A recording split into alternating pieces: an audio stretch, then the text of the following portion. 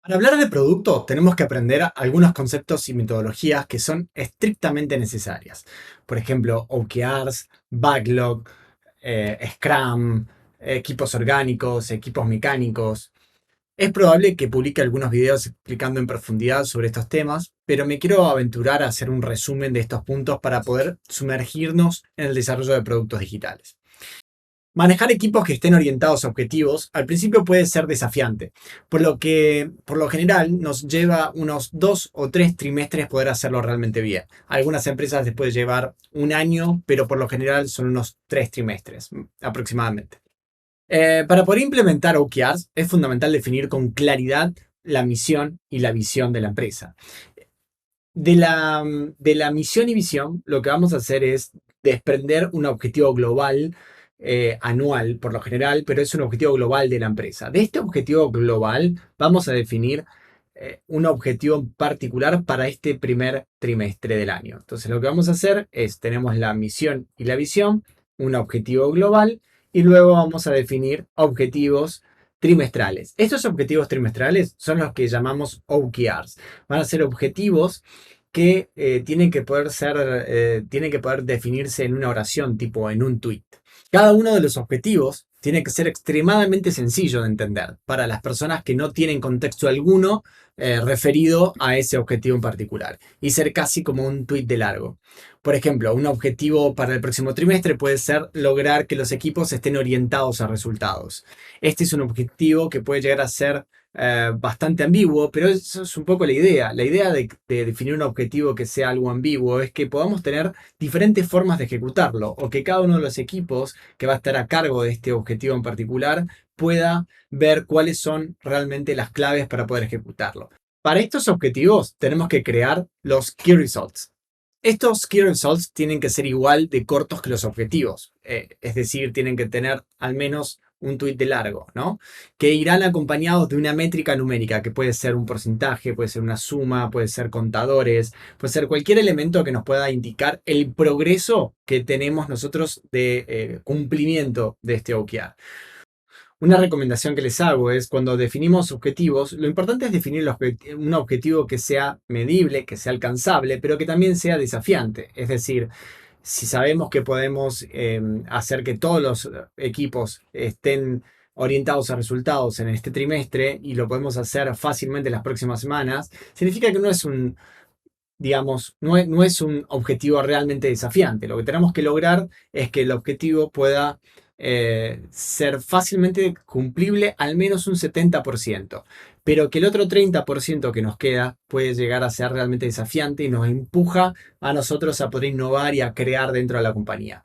Es decir, que sí o sí tenemos que cumplir el 70% del objetivo.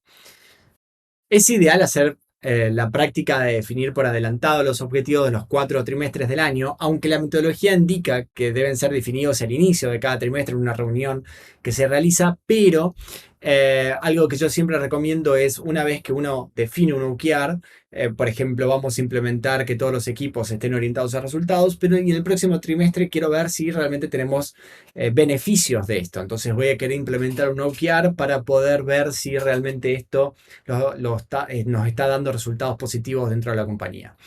Esto es importante ir teniéndolo en cuenta a medida que vamos definiendo los OKRs, ya que es importante ir dándole a un acompañamiento a los objetivos que vamos planteando en cuanto a los resultados que nos ofrece a la compañía. Por ejemplo, el próximo trimestre seguramente tendremos un OKR que sea incrementar la adopción de la metodología de OKRs en todos los equipos de la compañía. De esta manera, todos los equipos tendrán sus objetivos y es fundamental comunicarles estos objetivos a toda la empresa. Por ejemplo, muchas empresas lo que hacen todos los trimestres es enviar un email a toda la compañía, sin importar el área en el que estén trabajando las personas, sino a toda la compañía con el listado de todos los objetivos y de los key results que va a tener cada uno de los equipos. Esto es muy interesante ya que las personas, al no tener contexto de toda la compañía, les cuesta entender por qué están haciendo tal actividad o tal tarea. Al tener estos objetivos bien claros para toda la empresa y que todos los tengan comunicado, ayuda a que todos podamos trabajar con el contexto adecuado. Para entender entonces por qué empecé a hablar de los OKRs, Es porque para poder definir un product backlog, un listado de user stories y poder definir el sprint y poder definir el foco en lo que va a estar trabajando todos mis equipos en nuestras metodologías ágiles y demás, es fundamental saber cuál es nuestro foco como equipo. Y el foco lo va a dar el OKR.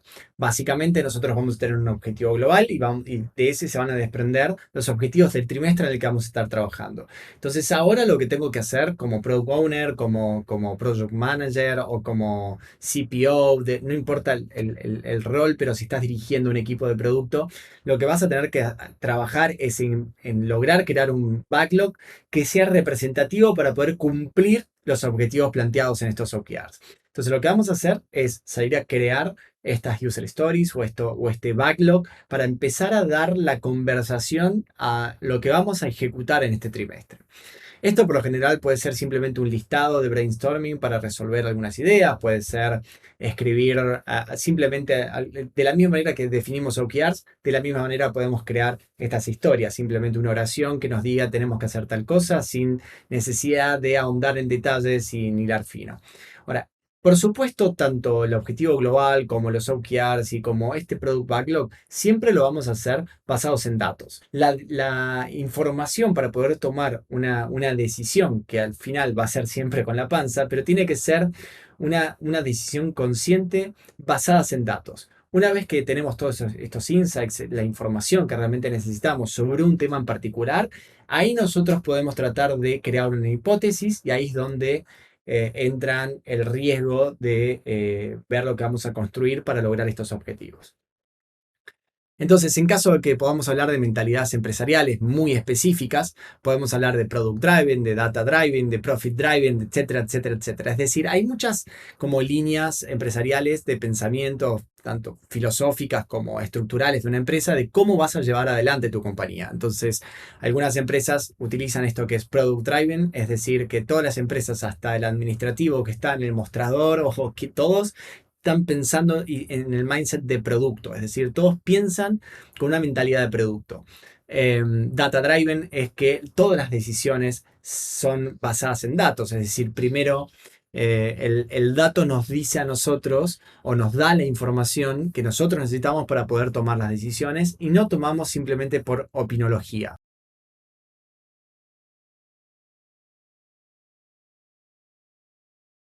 Con la persona más alta en la pirámide que tenga la opinión más fuerte, por así decirlo. Por ejemplo, el CEO de la compañía. El CEO de la compañía viene y dice, no, tenemos que hacer esto, ¿no?, en el producto y se acabó. Y no sabemos de dónde salió la información, no sabemos por qué, no sabemos el contexto, no sabemos qué fue lo que a esa persona se le pasó por la cabeza en ese momento para tomar esa decisión. Pero si esta persona viene y nos trae la información, los análisis y los detalles de por qué se toma esa decisión, nosotros podemos tener contexto para poder apoyar esas decisiones y ayudar a mejorarla o incluso dar opiniones que puedan fortalecer esas decisiones. En mi opinión, una empresa que toma decisiones sin tener datos fehacientes, es decir, sin tener realmente un tablero de gráficos y KPIs e información que le va diciendo día a día de cómo le está yendo a la empresa, de la cantidad de ventas que tiene, qué hacen los consumidores con su producto, el churn y hacer doble clic en cada una de esas cosas. Por ejemplo, realmente por qué se dan de baja los clientes, ir llamarlos, averiguar el motivo por el cual se están dando de baja, o entender qué es lo que realmente está pasando con el producto, por qué hay nuevos clientes en el producto, qué están buscando, qué es realmente ese problema que están resolviendo con nuestro producto, etcétera, etcétera, etcétera.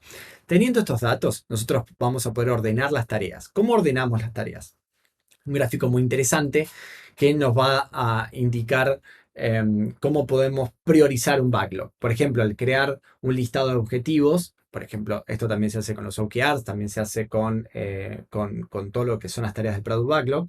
Lo que vamos a hacer es poner un listado de todas las cosas que tenemos para hacer. Vamos a agarrar esta bolsa de gatos que tenemos llena de cosas para hacer. Lo que vamos a hacer es ordenarlas. Primero vamos a ordenarlas simplemente como nos parece a nosotros. Una vez que la ordenamos, lo que tenemos que tratar de separar es todo lo que tenga el menor costo por un lado y lo que tenga el mayor impacto posible o el que nos genere mayor valor a nuestra compañía. De esta manera, lo que vamos a poder organizar es un conjunto de tareas que va a tener menor esfuerzo o menor costo, que es prácticamente lo mismo, y vamos a poder ordenarlas también por mayor impacto o mayor valor que nos trae a la empresa. Cuando hablamos de valor, pueden ser, por supuesto, valor económico, es decir, que nos genera mayor retorno de inversión. También puede ser, en el caso de que estemos optimizando costos, también puede ir por ese lado. Hay como muchas formas de pensar cuál es el valor. Hay que realmente entender cuál es el valor que nos trae cada una de las tareas o de los objetivos que hemos planteado y cuál es el costo que tiene ejecutarlas. Una vez que ordenamos esto, empezamos realmente a ordenarlas de esta manera. Entonces, ya tenemos objetivos globales, OKRs por trimestre, métricas semanales para saber si estamos logrando nuestros objetivos. Para estos objetivos hemos creado un listado de tareas y las hemos ordenado por prioridad por su mayor impacto y su menor costo. Y ahora, ¿qué es lo que tenemos que hacer? Bueno, ahora es momento de empezar a organizar nuestros equipos. Un producto por lo general tiene equipos de ventas, equipos de marketing, diseñadores, desarrolladores, tester, administrativos y la lista es realmente interminable. El error más común es separar a los equipos en estas áreas. Es decir, tenemos el equipo de marketing por un lado, tenemos el equipo de desarrolladores de backend por un lado, separarlos por tecnología, separarlos por determinadas habilidades o determinados departamentos muy sectorizados, ¿no? El error más común que he visto en las empresas es este. Esto produce un sinfín de problemas de comunicación, un gap entre las tareas que termina un equipo y que está realizando otro equipo, cómo las prioridades de un equipo son diferentes a las del otro equipo. Tenemos que tratar de organizar todas las áreas de nuestra empresa para poder ejecutar a mayor velocidad el mejor valor y de mejor calidad para nuestros consumidores. Entonces, en este sentido, lo mejor es tener un equipo multidisciplinario, es decir, un equipo orgánico, que todas las personas que necesitamos en este equipo puedan estar dentro de este equipo. Entonces, ¿cómo se forma un equipo ideal? Un equipo ideal es aquel equipo que son multidisciplinarios, donde tenemos al UX, tenemos al UI, es decir, al frontend, al backend, tenemos al tester, tenemos a los que hacen los artículos de ayuda, a la gente de contenido, al equipo de marketing.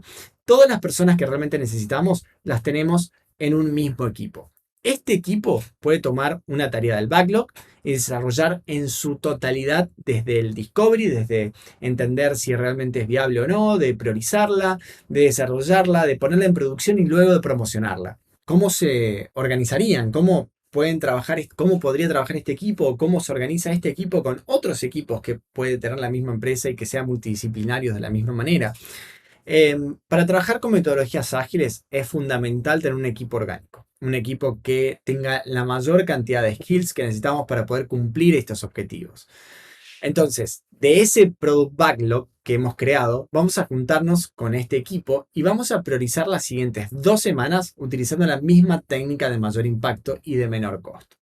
Cuando tenemos un equipo que es solamente, por ejemplo, separamos por tecnología, tenemos todos los de backend y todos los de frontend separados. Vamos a poder crear un backlog de tareas y vamos a crear un sprint para el equipo de frontend y el equipo de backend, donde uno va a tener que hacer una cosa determinada y el de backend va a hacer otra cosa totalmente determinada, totalmente diferente. Entonces, va a haber un gap en el que puede llegar a terminar primero el del frontend o puede terminar primero el de backend y luego tenemos que tratar de unir estas cosas. Si empezamos, ahí es donde empieza a haber un sesgo entre las cosas que está haciendo un equipo y las cosas que está haciendo otro equipo. Administrar esta gestión es realmente complicada y cuando hay cambios, por ejemplo, hay un cambio, decidimos no avanzar con algo en particular porque vimos que no era la mejor manera de resolverlo, significa que si ya había terminado frontend, ya tenemos todo un trabajo hecho que vamos a tirar a la basura. Después, backend sí lo vamos a poder cambiar o viceversa y así. Es decir, realmente no es productivo trabajar con equipos separados por tecnologías o equipos separados de acuerdo a alguna temática en particular. Es muy interesante poder tener el equipo de copywriting dentro de nuestros equipos porque pueden hablar con el technical lead, pueden hablar con el desarrollador y preguntarle las partes técnicas para poder escribir los artículos. El equipo de marketing para poder hacer videos de las personas trabajando, de lo que se está construyendo, para que pueda hablar con el diseñador y le pueda entregar la información sobre esa tarea en particular, para que pueda publicar a las redes sociales información sobre esa nueva funcionalidad que está sacando el producto, etcétera, etcétera, etcétera. El Product Owner, Scrum Master y los stakeholders tienen que tener la capacidad de explicar cuál es la definición determinada para que cada una de las historias de usuario, cada epic, cada historia o tarea que hemos escrito, tiene que ir con la menor documentación posible, pero con la mayor investigación posible, mayor discovery posible. Es decir, tenemos que tener todos los datos que acompañan a tomar una decisión. En muchos casos he escuchado no está la documentación necesaria o falta información en esta tarea o no están todas las especificaciones y requerimientos que existen en esta tarea en particular. Eso es un grave error, ya que eso puede ser porque el desarrollador está acostumbrado a solo recibir requerimientos y como pica tecla simplemente programar lo que le dicen. Eso está pésimo, es una empresa que no está realmente generando el mejor valor posible. Entonces, para poder optimizar ese valor, lo que vamos a hacer es, junto con el dev, trabajar en lo que hay que hacer, en lo que hay que desarrollar. De esta manera le damos participación y contexto al desarrollador para que pueda crear la mejor versión de lo que nosotros estamos queriendo crear. Por eso no es tan importante definir lo que en sí, en detalle, el requerimiento de lo que hay que hacer, sino tenemos que tener claro cuál es la definición determinado o qué es lo que queremos lograr. No es importante el commit, el delivery o el puesta en producción de la tarea, sino es el resultado que nos otorga. Por eso no es importante si escribimos 200 líneas de código o una línea de código. Lo importante es que tenemos que tener la definición de qué significa que la tarea está terminada. Entonces, lo que tenemos que tratar de hacer es de cuando describimos una user story, es poner la información de dónde nosotros sacamos la hipótesis para ejecutar esa tarea. Es decir, los datos, los gráficos, la información, los insights, las grabaciones de las llamadas con los clientes, las grabaciones de las llamadas en las pantallas, los benchmarks que hicimos, toda esa información que esté guardada en estas historias de usuarios que creamos para luego discutir con los desarrolladores qué es lo que queremos crear. Esa es realmente una empresa que está dándole valor a cada una de las cosas que realiza. Cuando hablamos de ser data driven, es poder tener los insights que nos ayuden a crear estas hipótesis. Es decir, los datos no nos van a poder decir exactamente qué vamos a crear, pero sí nos van a dar como un gran porcentaje de asertividad cuando necesitemos tomar una decisión. Es decir, yo quiero hacer una nueva funcionalidad porque creo que tal pantalla no tiene el uso que debería o que esperaba tener. Entonces lo que voy a hacer es ir a ver los datos, voy a analizar el uso de esa pantalla, cómo la usan, por qué no la usan, qué discoverability tiene esa pantalla en base a todo mi producto, etcétera, etcétera, etcétera. Luego de tener esos datos, puedo tomar las decisiones adecuadas. Por último, vamos a hablar de la diferencia. Creo que ya lo dije, pero está bueno recomendarlo, esta diferencia entre el output y el outcome. Lo dije antes, que es no tenemos que pensar en el delivery, no tenemos que pensar en sacar cosas a producción. Tenemos que pensar en que estas cosas que sacamos a producción tengan resultado. Por darles un ejemplo, en vez de hacer delivery de una funcionalidad en particular, es buscar el resultado. Por ejemplo, no es poner un botón verde en tal lado, es decir, que hayan pasado X cantidad de usuarios por esta pantalla de forma satisfactoria.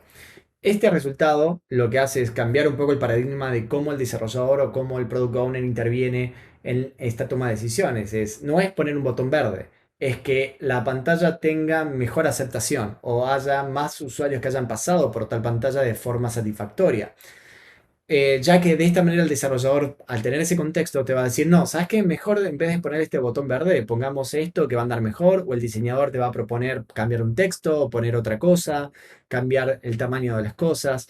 En fin, eso es lo que estamos buscando al fin y al cabo, es poder tener un feedback temprano, equivocarnos rápido para poder avanzar en el desarrollo de nuestro producto y entregar el valor que estábamos esperando.